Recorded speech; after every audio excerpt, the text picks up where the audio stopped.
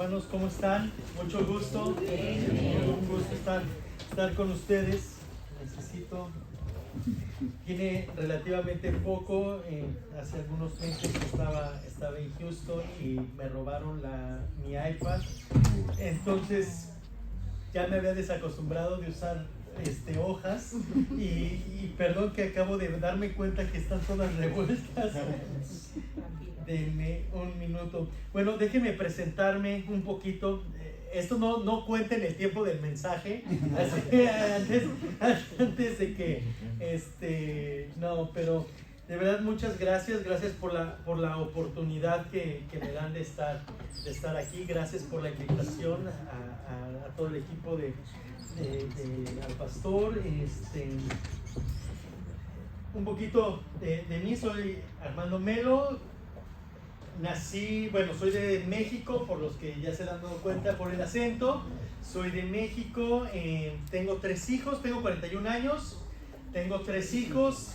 Santiago tiene 11 años, luego está Mateo con 8 años, y luego la princesa de la casa, Ana Elizabeth, tiene 5 años.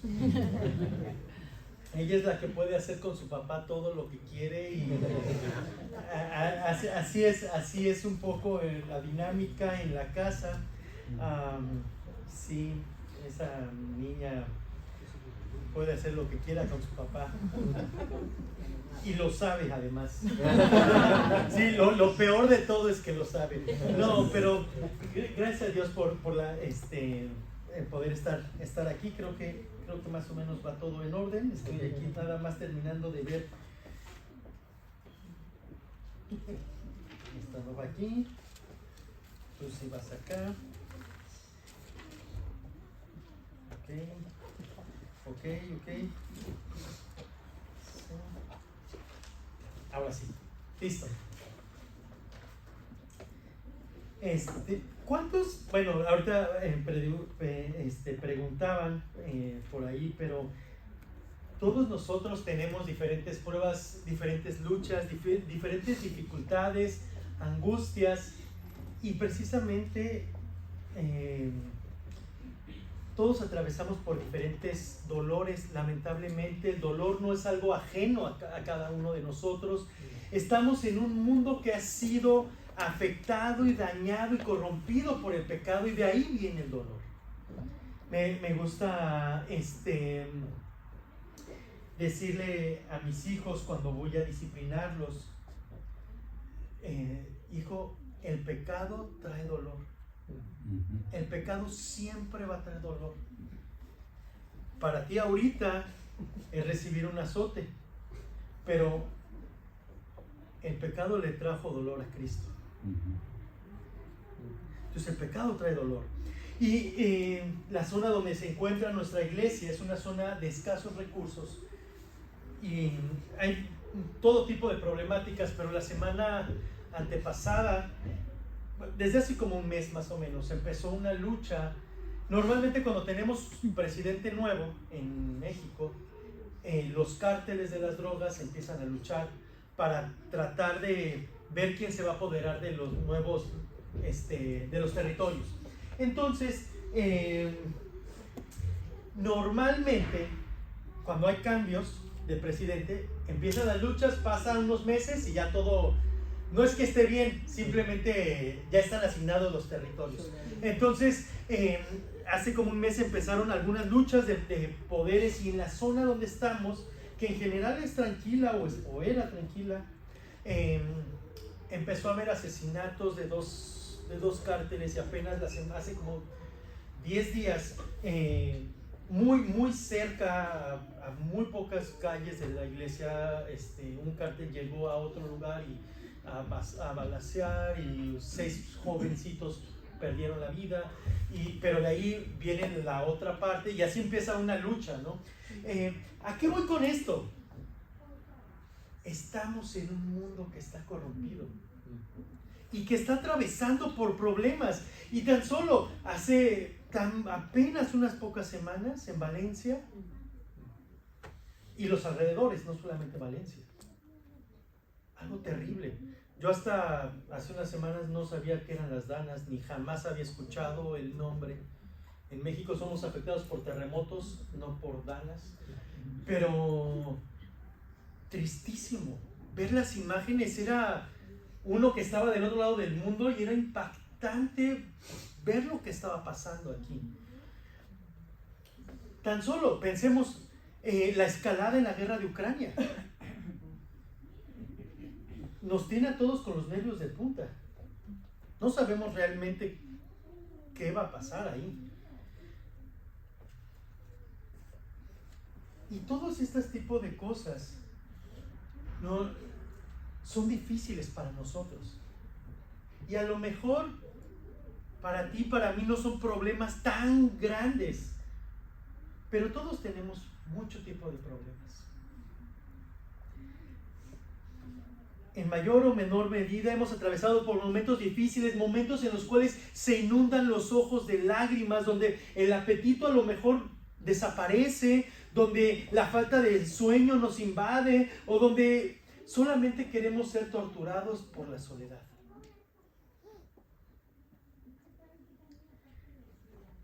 La muerte de un familiar, la pérdida del trabajo, un divorcio, una enfermedad, problemas financieros, depresión, ansiedad, mala comunicación con los padres o con los hijos, problemas maritales, falta de perdón, un cónyuge iracundo. En fin, hay un sinnúmero de pruebas y de dificultades en nuestras vidas. Sea cual sea la prueba que tú estés atravesando, o que hayas atravesado, o que vayas a atravesar, eso va a traer dolor a nuestros corazones. Y pudiéramos pensar que nuestro dolor, cuando estamos atravesando la prueba, y no sé si te ha pasado, pero cuando uno está metido en la prueba, sentimos que somos los únicos que estamos atravesando por esa parte, y nos sentimos solos y nos duele el corazón, y ay, no, es que nadie me puede comprender exactamente. Nadie me puede comprender exactamente lo que yo estoy viviendo, y pensamos y decimos, hay una palabrita, nos autoconmiseramos. Es decir, nos hacemos, gracias, nos hacemos o pensamos que somos los únicos que estamos atravesando por esa situación, y creemos que pobrecito de mí, pobrecito de mí, pobrecito de mí. Tenía apenas unos pocos años de existencia el cristianismo cuando hubo un incendio en Roma. ¿El culpable? Nerón. Pero como todo buen político, Nerón no podía tener la culpa. Había rápido que... Y entonces él empieza a decir, ok, no puedo yo tener la culpa porque de por sí no me quieren y... Gracias.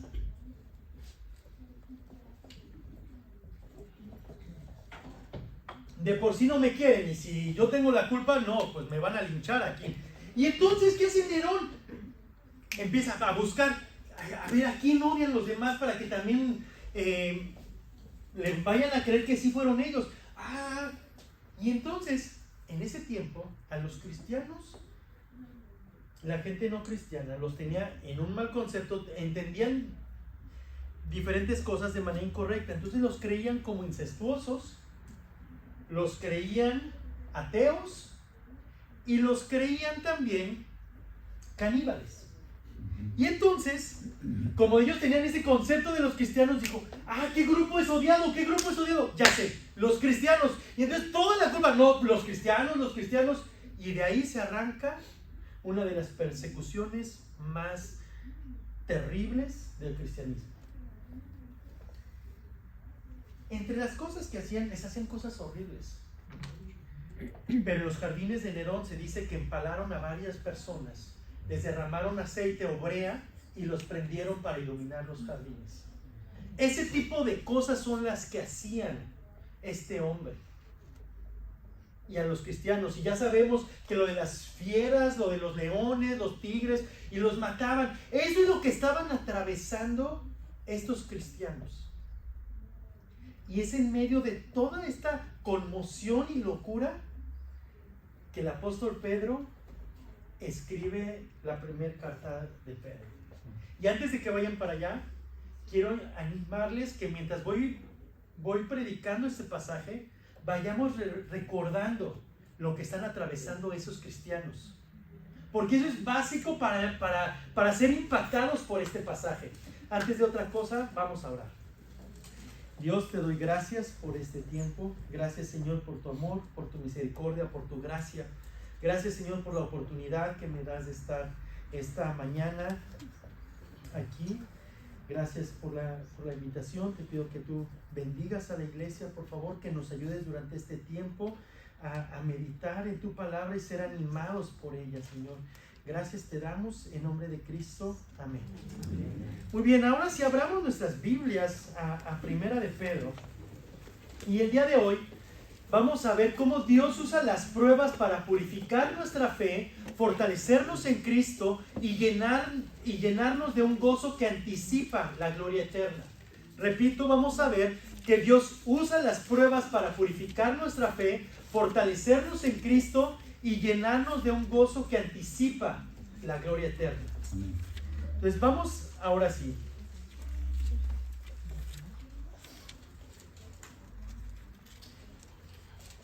Primera de Pedro 1, por favor.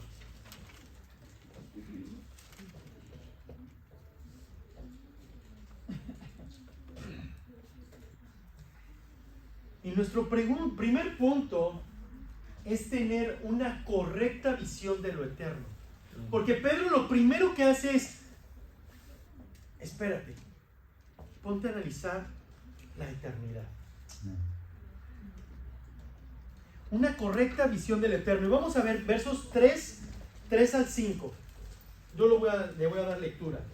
1 de Pedro 1, 3 al 5. Bendito el Dios y Padre de nuestro Señor Jesucristo, que según su grande misericordia nos hizo renacer para una esperanza viva por la resurrección de Jesucristo de los muertos, para una herencia incorruptible, incontaminada e inmarcesible, reservada en los cielos para vosotros, que sois guardados por el poder de Dios mediante la fe para alcanzar la salvación que está preparada para ser manifestada en el tiempo postrero. Y quiero que notes cómo empieza el verso 3. O sea, Pedro, recuerda que les está escribiendo a los que los están matando. Y no solo los están matando, sino los están torturando. Y en medio de eso dice, bendito el Dios y Padre de nuestro Señor Jesucristo. Y uno de repente lee esto y dice, a ver, Pedro, ¿estás loco? O a lo mejor tal vez nosotros estaríamos, tal vez yo estaría deprimido, estaría como, no, mejor yo me voy de aquí, ¿no? ¿Qué? No, y aquí Pedro le está diciendo, alaben a Dios. Lo primero que salga de nuestras bocas sea alabanza a Dios. Pedro, cuando está diciendo bendito el Dios y Padre de nuestro Señor Jesucristo, no solamente Él está levantando una alabanza, sino que está invitando a su audiencia a que responda en alabanza. Y después nos dice parte de por qué el alabar a Dios. ¿Ven cómo dice el texto? Bendito el Dios y Padre de nuestro Señor Jesucristo. Y luego, que su gran misericordia nos hizo renacer para una esperanza viva. ¿Qué es lo que está haciendo aquí Pedro?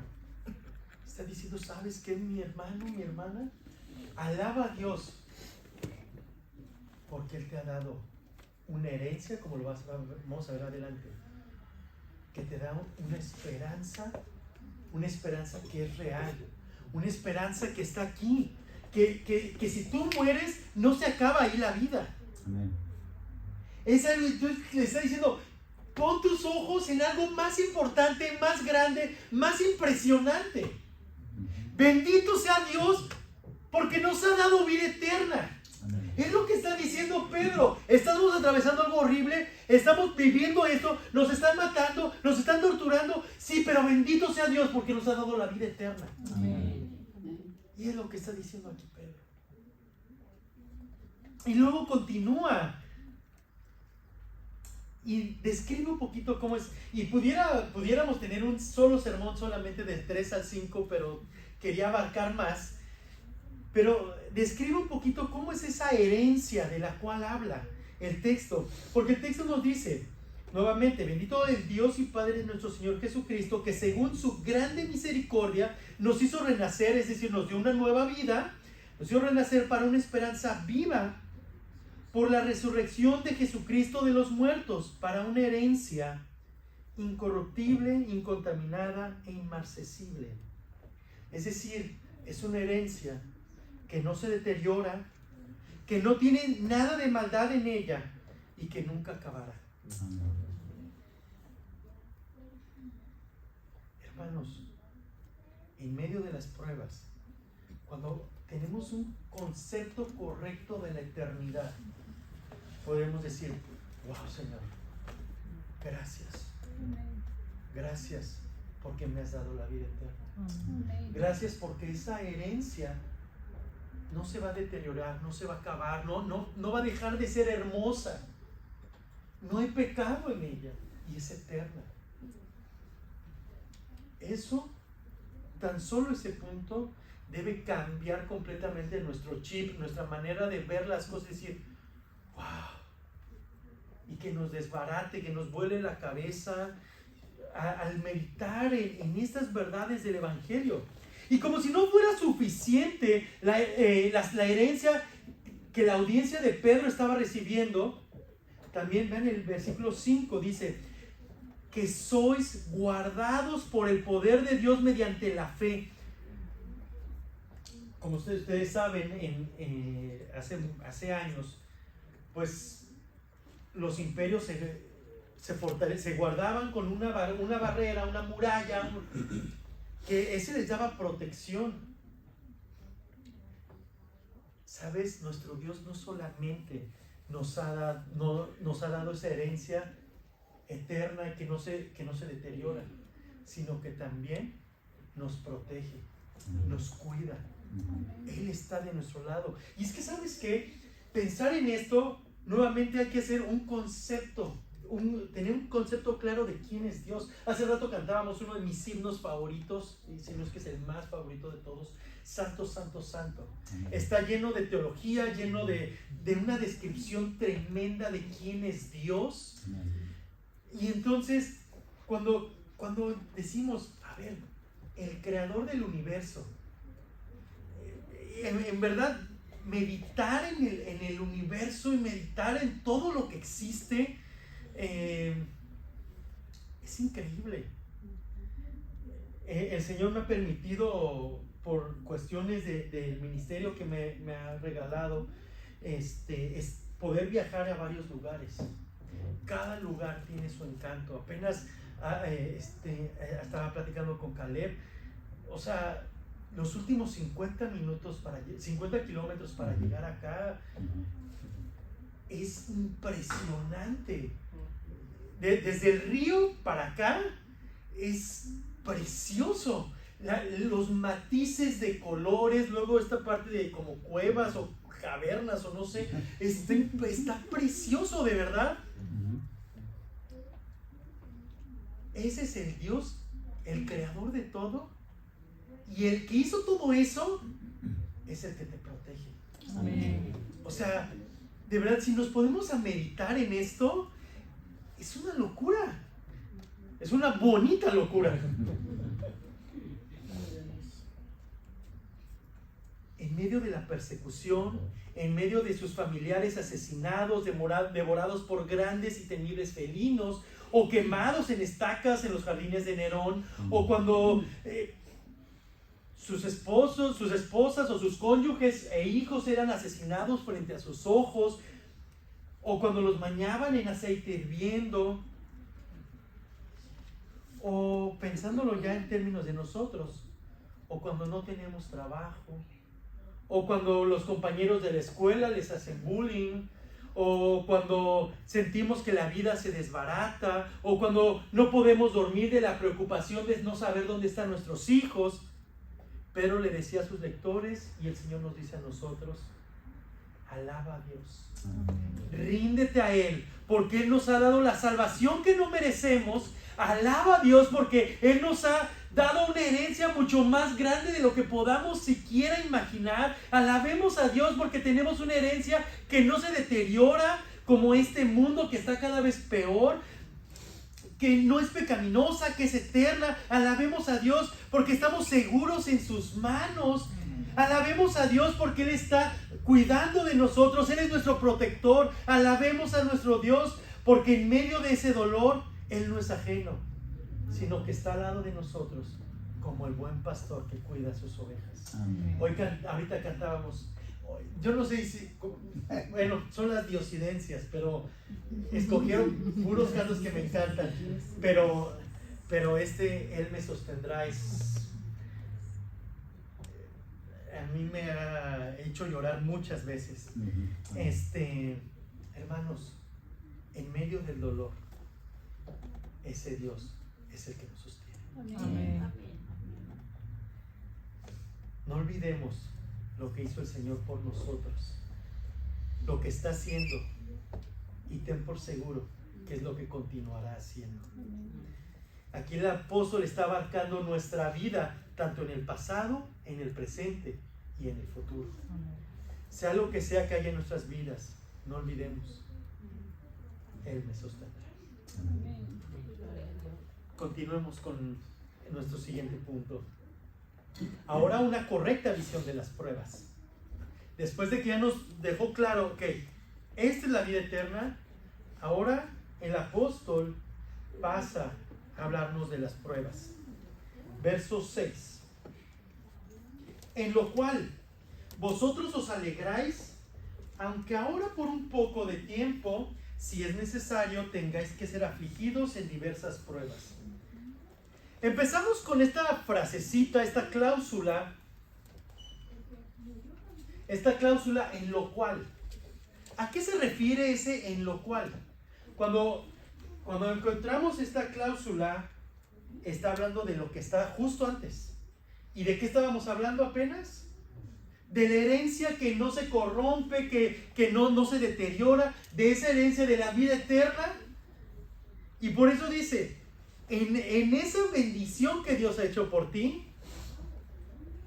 ustedes se alegran. Amén. ¿Cómo respondemos ante esa herencia eterna? Y con gozo, con decir gracias Dios. Amén. Y luego viene otra cláusula. Ahora viene algo completamente diferente. Aunque, es como si dijera, pero, no obstante. Nos va a poner un contraste. Ya dijo todo esto precioso y esto que es eterno, y ahora lo va a contrastar. Y ve cómo empieza. Dice, ahora, aunque ahora, por un poco de tiempo. Te acaba de hablar de eternidad y luego ahora te va a hablar de esta cosita. Un poco de tiempo. Y aunque a veces se siente mucho tiempo, sigue siendo un poco de tiempo.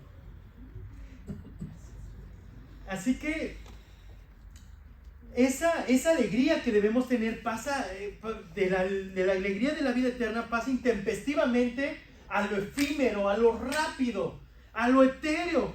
Me encanta este texto porque pone en una justa descripción cómo son las pruebas, y es justo lo que necesitamos cuando estamos atravesando pruebas. ¿Por qué? Porque de repente nosotros sentimos que la prueba no tiene final, que no se acaba, que parece invasiva, que no podemos con eso, y la vemos que nunca va a acabar.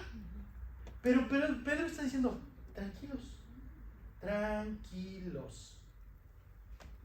Si tenemos una correcta visión de lo eterno, nos vamos a dar cuenta que las pruebas son por un poco de tiempo. Y entonces vamos a describir, Pedro va a pasar a describir cómo son las pruebas. Y primeramente vemos que las pruebas son temporales. Ahí está. Oh, sí, ahí está. Estaba viendo aquí y no estaba viendo acá. Ok, son temporales. Mis hermanos, las pruebas son pasajeras, son momentáneas. Quizá vamos a sufrir por meses, por años, una familia de la iglesia tiene un pequeño de 3 años y fue detectado con autismo hace 1 año. A menos de que pase algo extraordinario y que Dios haga una obra que solamente Él puede hacer, esa va a ser una prueba para toda la vida. Pero aún una prueba de no sé cuántos años es pequeña al lado de la eternidad. Por más grande que sea, tenemos, hay otros casos. La hermana, si no la conocen, la hermana Joni Erickson Tada, es una hermana que quedó cuadripléjica hace muchos años. Y sabes, nuevamente, a menos de que un milagro pase, va a morir así. Morir para vivir. Pero aún así, es por un poco de tiempo. Y si estás atravesando pruebas, de verdad te animo a leer la biografía de la hermana Joni para que lo que Dios ha hecho a través de ella no puede confrontar a cualquiera.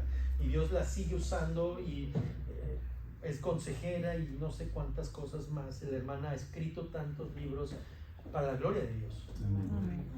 Pero entonces a lo que voy es, por muy grande que se vea la prueba, es pequeña al lado de la eternidad. Y por eso Pedro está diciendo, o sea, porque muchas veces cuando estamos atravesando por la prueba no estamos conscientes de realmente lo que significa tanto la eternidad como lo corto de las pruebas. Pero bien, no solamente la describe como algo que es pasajero. Ven nuevamente el texto.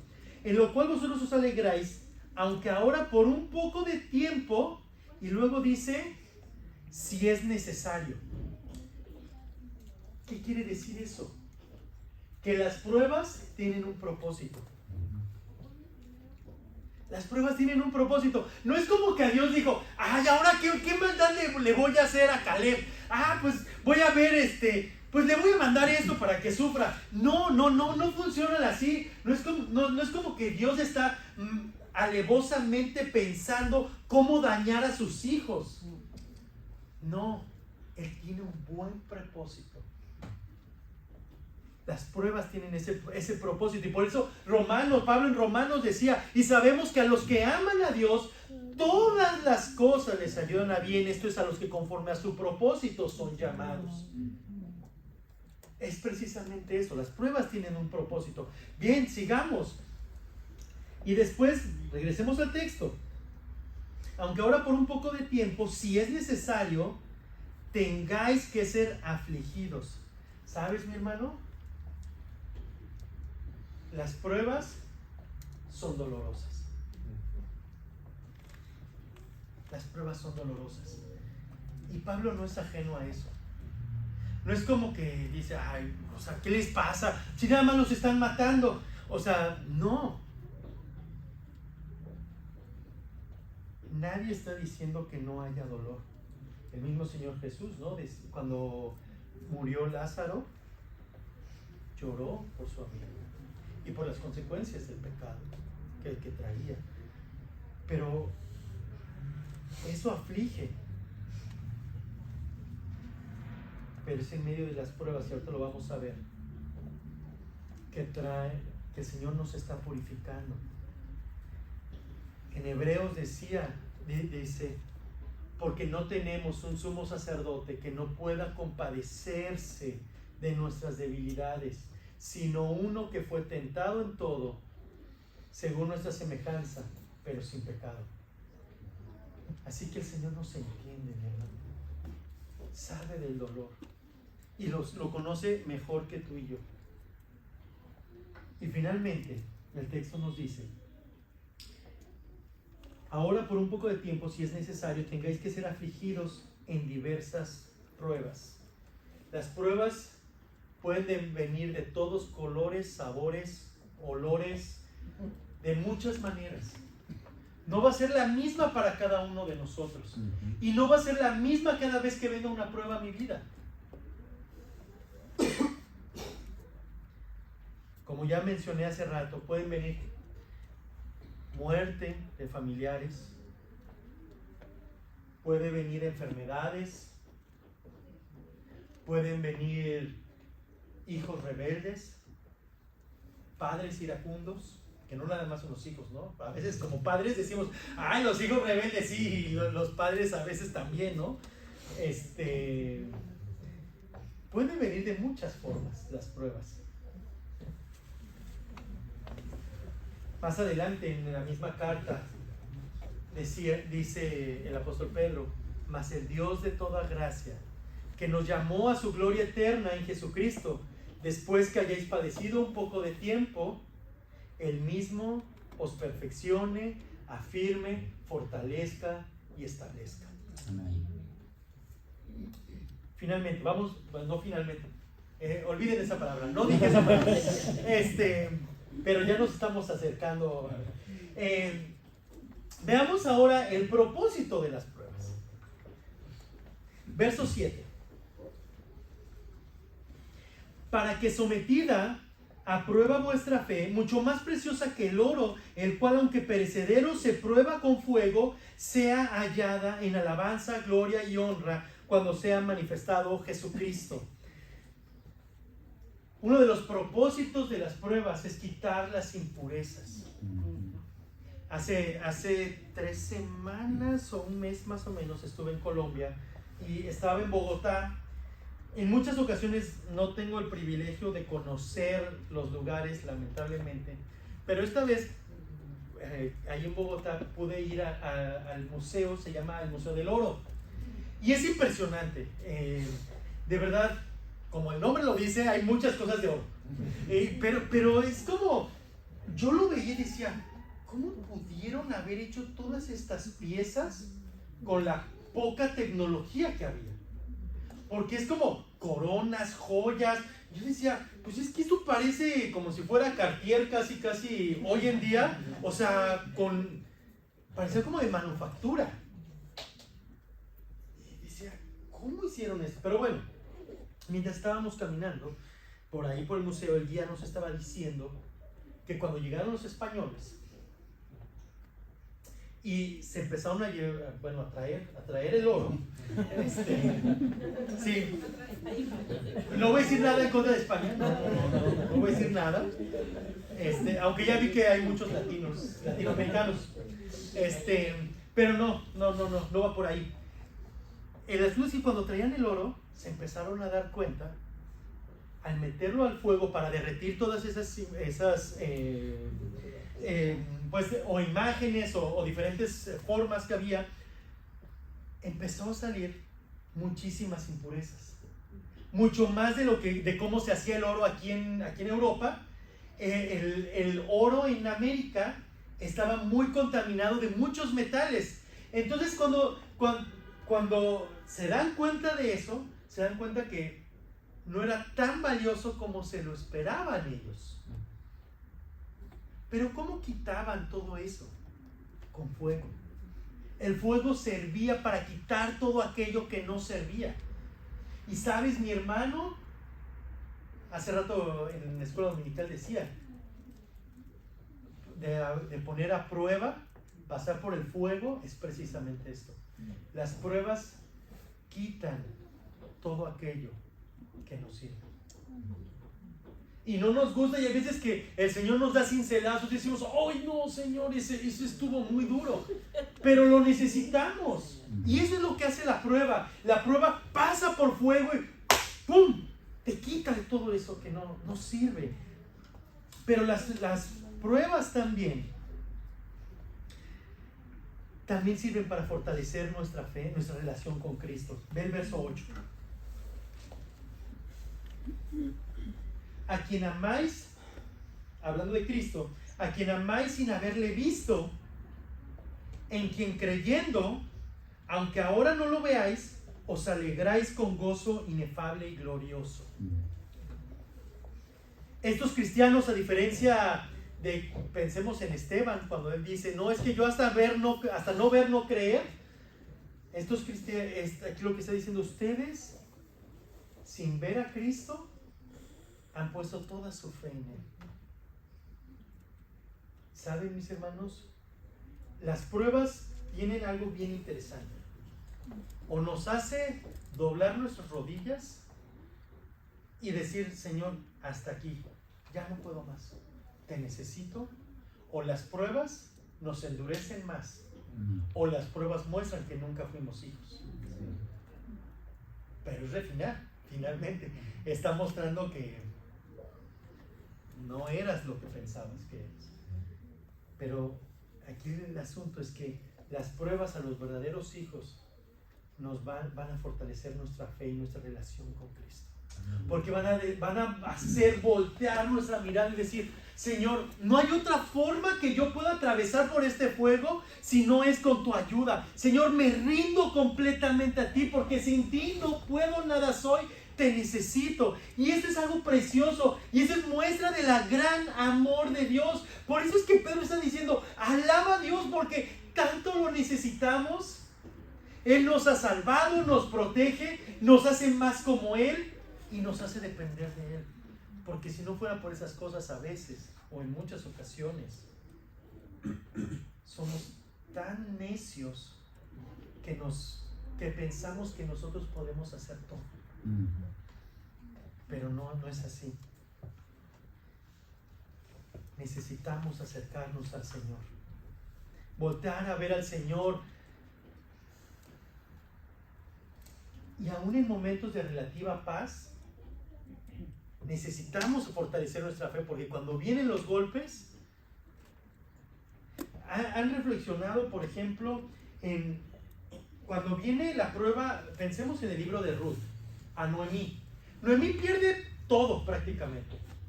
Pierde todo Noemí, y su reacción, ¿cuál es cuando llega a Belén? No me llamen más Noemí, ahora llámenme Mara, amargada. Pensemos en alguien más que perdió prácticamente todo, Job. Y no quiero minimizar que por supuesto más adelante tiene sus... Pero ¿cuál fue su reacción cuando... Y no fue cualquier prueba, o sea, decir de jalón que pierdes 10 hijos y que pierdes esto, que pierdes lo otro, ya con uno es suficiente para que... Y Job dice, Jehová dio, Jehová quitó. Sea el nombre de Jehová bendito. ¿Qué es lo que hace una reacción tan diferente de la otra? Cuando los dos se supone que conocían a Dios, su relación con Dios. Viene la prueba a ambos, pero lo que hace la gran diferencia es que uno estaba cercano a Dios y la otra no. Mis hermanos, las pruebas muestran cómo estamos delante de Dios.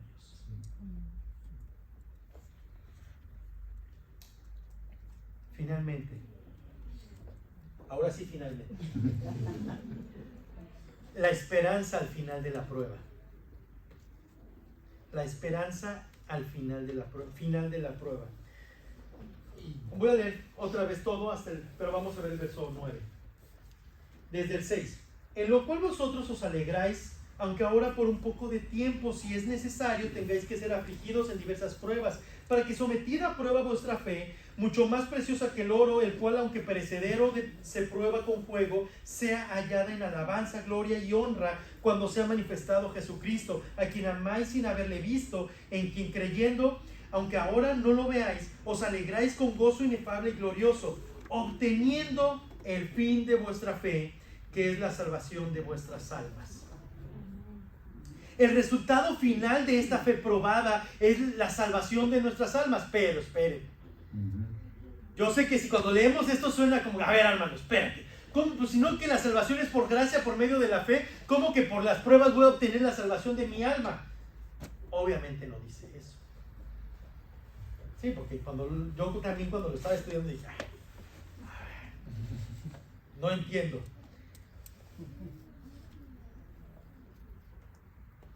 ¿Qué quiere decir aquí?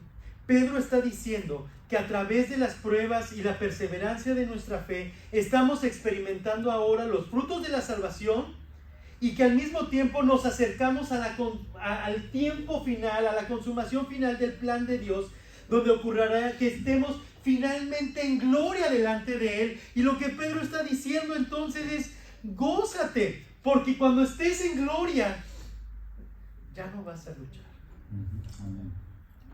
Ya no vas a sufrir. Ya no vas a atravesar por las pruebas. No se trata de que nosotros ganemos la salvación, sino que al final del trajín, en el caminar por este mundo, al final de todas las pruebas que hemos atravesado, todo eso que nos está haciendo más como Cristo, solo nos recuerda y trae esperanza de que un día estaremos con Él por la eternidad.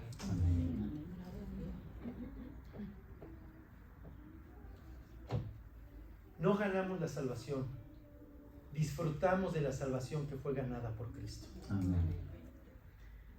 Así que lo que hace Pedro es cerrar con broche de oro y decir, en medio del dolor que estás atravesando, a pesar de que parece que no hay más esperanza, a pesar del sufrimiento, a pesar de las lágrimas derramadas, a pesar de que es algo temporal y por supuesto doloroso, porque estamos en un mundo que es golpeado por el pecado, pero tiene un propósito eterno: hacernos más como Cristo, fortalecer nuestra relación con Cristo, para que un día estemos en aquel lugar donde ya no habrá más muerte, más llanto, ni clamor, ni dolor, que gocemos de la eternidad con Cristo. Amén. Vamos a orar.